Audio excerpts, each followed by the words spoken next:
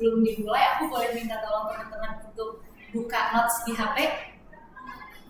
Minta tolong ya, sebentar aja. Kalau udah siap, tolong bilang ya.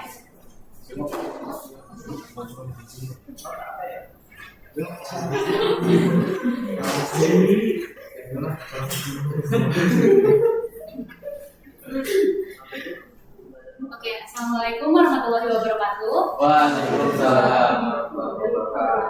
Oke, sebelumnya selamat siang kepada Ibu Nadia dan teman-teman semua yang pada siang hari ini sepertinya masih terlihat sangat semangat walaupun habis dibantai kalkulus ya.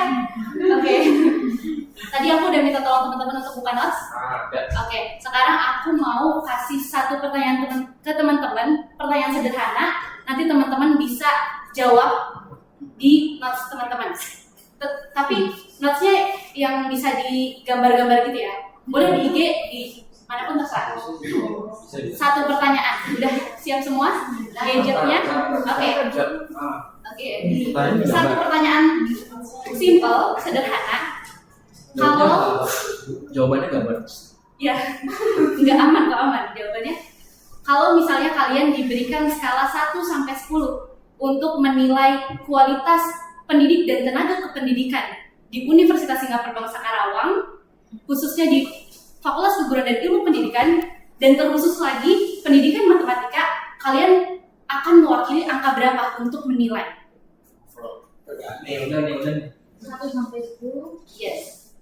1 sampai 10. Kalian bebas mau nilai 1 kah, 2 kah, 8, 9, atau 10? Udah teman-teman? Pertanyaan kalau siapa diberi 1 sampai 10 untuk menilai kualitas pendidik dan tenaga pendidikan di Fakultas Keguruan dan Ilmu Pendidikan, khususnya prodi pendidikan matematika. Udah teman-teman? Udah ya, tinggal digambar aja. Oke, sekarang hasilnya boleh ditunjukin. Oke, di sini ada yang 7 berarti cukup baik, 6,5 cukup baik juga, 3 8 berarti cukup baik tapi belum sempurna ya. 6 oke, 7 rata-rata 7, 6, 8 gitu ya, cari aman, bener? Oke. Makasih teman-teman, sebelumnya boleh dimasukin lagi HP-nya ke dalam tas. Sekarang fokus dulu kepada presenter yang ada di depan. Tadi sebetulnya pertanyaan itu hanya sebuah penilaian secara tidak langsung dan akan menjadi landasan untuk pembahasan materi pada hari ini. Jadi pembahasan yang akan saya dan rekan saya bawakan yaitu mengenai pengelolaan pendidik dan tenaga pendidikan. Sebelum itu, perkenalkan, nama saya Sida Kamasyabani Putri bersama rekan saya, Profesor Maria Yasaka. Di sini kami akan menjelaskan materi mengenai pengelolaan pendidik dan tenaga pendidikan. Yang pertama, mengenai pengertian tenaga pendidik dan tenaga pendidikan. Oke teman-teman, bisa dilihat kita nggak akan lepas dari Undang-Undang Nomor 20 Tahun 2003 yang menjelaskan bahwa pendidik adalah tenaga profesional yang bertanggung jawab merencanakan dan melaksanakan proses pembelajaran, menilai hasil pembelajaran, memberikan konsultasi dan pelatihan, serta melakukan penelitian dan mengabdi kepada masyarakat, khususnya pendidik pada perguruan tinggi. Itu menurut Undang-Undang RI Nomor 20 Tahun 2003 tentang Sidiknas. Nah, kalau dari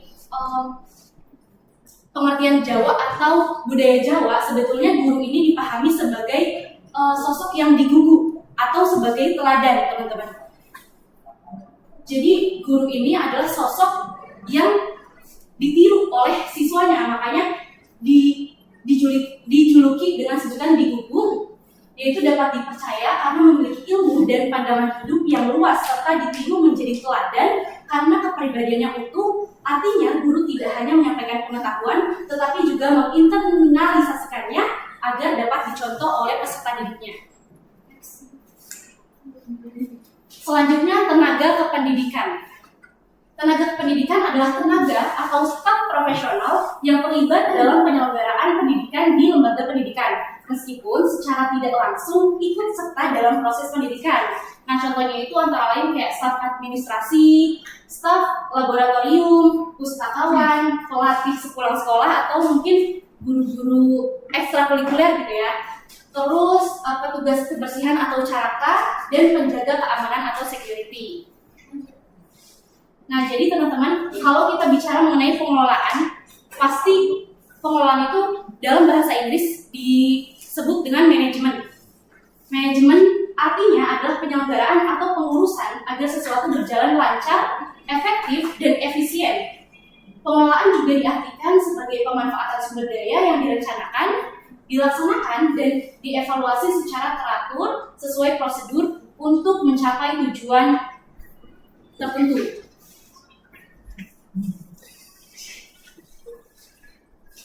Oke teman-teman, dilanjut ya. Tadi pengelolaan secara umum, kita masuk ke pengelolaan tenaga pendidik dan kependidikan.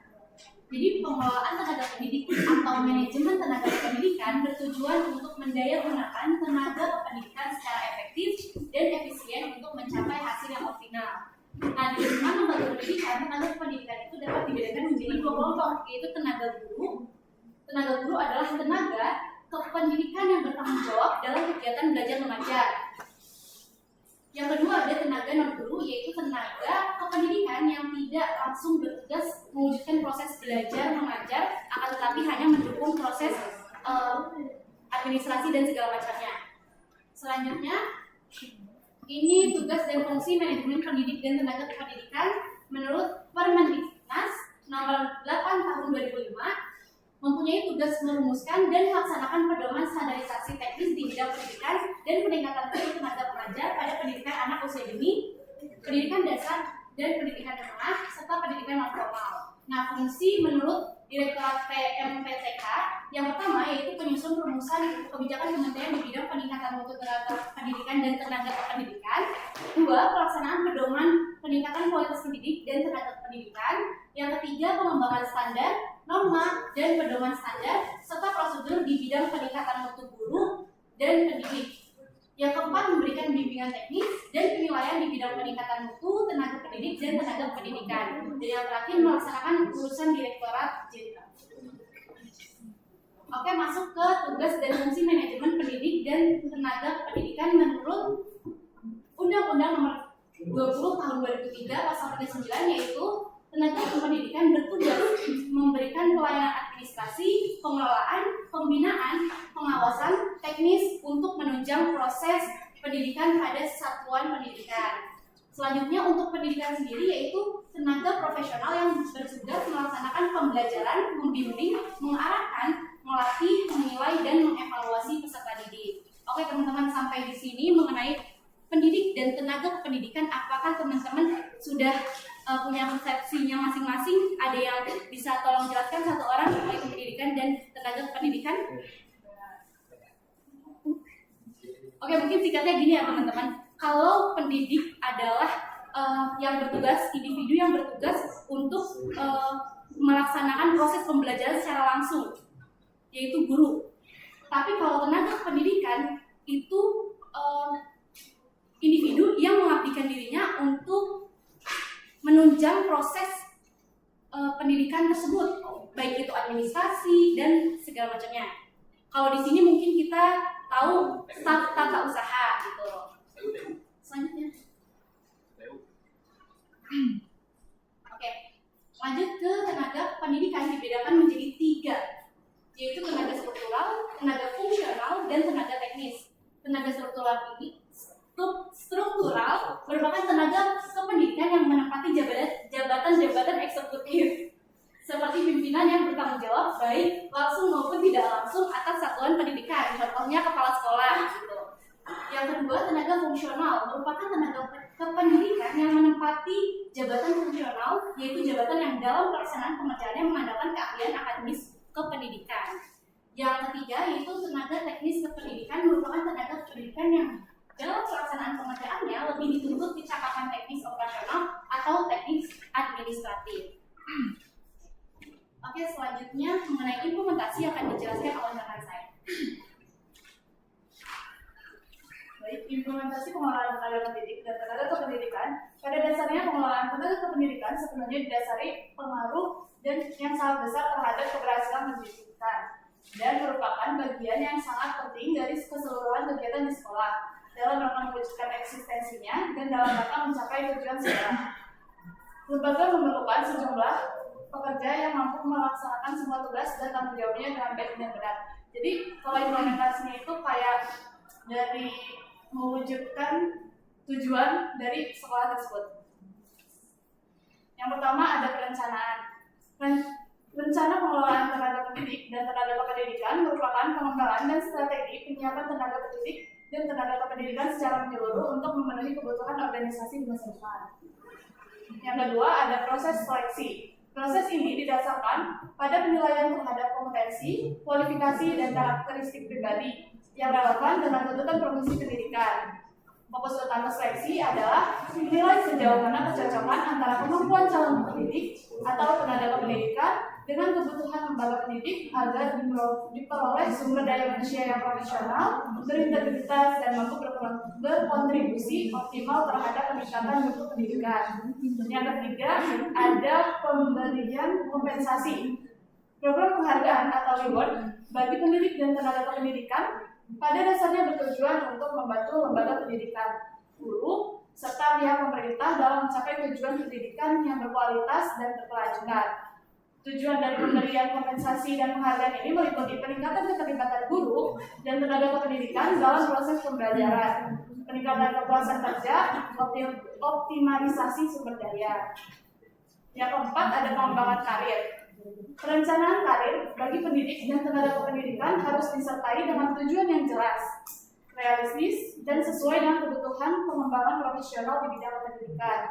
Melalui pengembangan karir yang terarah, pendidikan dan tenaga kependidikan dapat meningkatkan kompetensi, memperluas wawasan, serta menyesuaikan diri dengan tuntutan perkembangan pendidikan, sehingga mampu memberikan kontribusi yang optimal bagi peningkatan kualitas pembelajaran dan layanan pendidikan.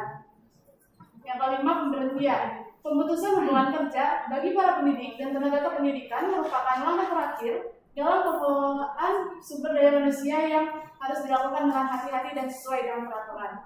PHK dapat terjadi karena alasan umum, permintaan lembaga pendidikan, keinginan individu, masa pensiun, berakhir kontrak, kondisi kesehatan, ataupun meninggal.